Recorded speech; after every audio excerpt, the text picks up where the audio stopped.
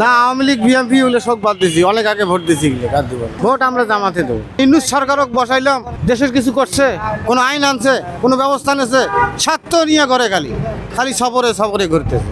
দেশের কোনো আইন আছে, আদালত আছে, অবগতি একজন একজন পকেট থেকে টাকা তুলি নিয়ে চলে যায়, চাচা থাকেন আমি একটু চা খেয়ে আসি। কালকে রাত 11টার সময় কমলাপুরে ওই ঘটনা ঘটছে। পুলিশের হাতে কোনো শক্তি নাই, তো ব্যবহার করে কিভাবে? কোনো শক্তি নেই তাদের হাতে। ইউনূস সরকার আসিয়ে আরো দেশের অধপতন ধরে দিচ্ছে। সামনের ভোট করতে হবে, মানে এই ভোট 5 মাসে হোক আর 6 মাসে করতে হবে। কাকে দিবেন? ভোট আমরা জামাতে দেবো। আমরা জামাতকে এই জন্য পছন্দ হয় যে এদের মধ্যে ভয় ভীতি থাকে, এরা লুটপাট করবেন না, এই জন্য আমরা জামাতত ভোট দেবো। যদি এবারে চেষ্টা করবো জামাতত ভোট দিয়ে যদি জামাত হয় দিবার। না আওয়ামী লীগ বিএনপি হলে সব বাদ দিছি, অনেক আগে ভোট দিছি। এদের দেখছি আমরা, এরা সবাই দেশ থাকি পালায়, বুঝছেন? এরা সবাই দেশ থাকি পালাইছে। জামাতকে দিব, যদি জামাত সরকার গঠন করার পরে তাই যদি দেশ থেকে পালায়, তখন ফের আর এক দল দেখবো, নতুন দল তখন ধরবো।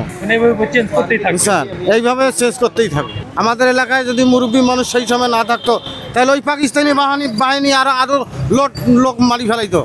আমাদের ওখানে আইজুল হক মৌলানা ছিল, কারণ ওই মৌলানা সাহেব যদি না থাকতো আমাদের এলাকায়, তাহলে মানুষ ওই পাকিস্তানি বাহিনীরা শেষ করে দিত মারিয়ে। তাহলে আমরা মৌলানা মুন্সিকে কেন ভুল বুঝবো? মানুষ নামে কতগুলো কলঙ্ক আছে, এগুলোকে বাদ দিয়েছি আমরা। যাদের কোনো কলঙ্ক নাই তাদের ভোট দেবো আমরা। আমরা জানি যে ওই আজাকার, ওকে ভোট দেবো না। আমাদের কথা এটাই। আমাদের মনোনীত প্রার্থী একজন দিনদার ব্যক্তি পাইলে আমরা তাকে ভোট দেবো। মানে আপনার কথা হচ্ছে এইটাই যে একটা দলের ভিতরে খারাপ লোক আছে তাকে ভোট দেবো না। হ্যাঁ, তাকে ভোট দেবো না, কিন্তু ভালো লোক আছে তাকে ভোট দেবো। সে কোন দলের হয় হোক, কিন্তু জামাতের হইতে হবে। ওটা শোনেন, ওটা আপনাদের ধ্যান ধারণা ভুল। কারণ হলে এই দেশের সাথে পরিচালন যেভাবে একটু তারপরে ভালোভাবে চলতে জন্য পারে। মানুষ তো কেউ চায় না যে আমার মা, আমার বইটি, আমার বোন যেন বেপরদায় না করে, একটু পর্দার সহিত করবে, এই তো কথা। আমরা তো এক কথা কইলাম যে জামাতের সব নেতাই খারাপ নয়। আর এবং আপনারা দেখছেন যে যখন আজাকার যেগুলো ছিল সেগুলো এখন আর বাংলায় নাই, সব মারা গেছে। এখন যেগুলো আছে এগুলো ভালো লোক, এদের ভিতর দিয়ে বিশ্লেষণ করি তাকে ভোট দেবো আমরা। বুঝছেন তো কথাটা? আমরা জামাত ছাড়া অন্য ভাই ভোট দেবো না।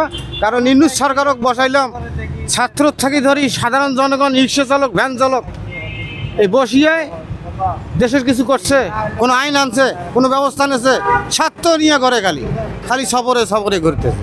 দেশের কোনো আইন আছে, আদালত আছে, অবগতি একজন একজন পকেট থেকে টাকা তুলি নিয়ে চলে যায়, চাচা থাকেন আমি একটু চা খেয়ে আসি। কালকে রাত 11টার সময় কমলাপুরে ওই ঘটনা ঘটছে। পুলিশের হাতে কোনো শক্তি নাই, তো ব্যবহার করে কিভাবে? কোনো শক্তি নেই তাদের হাতে। ইউনূস সরকার আসিয়ে আরো দেশের অধপতন ধরে দিচ্ছে। বুঝছেন?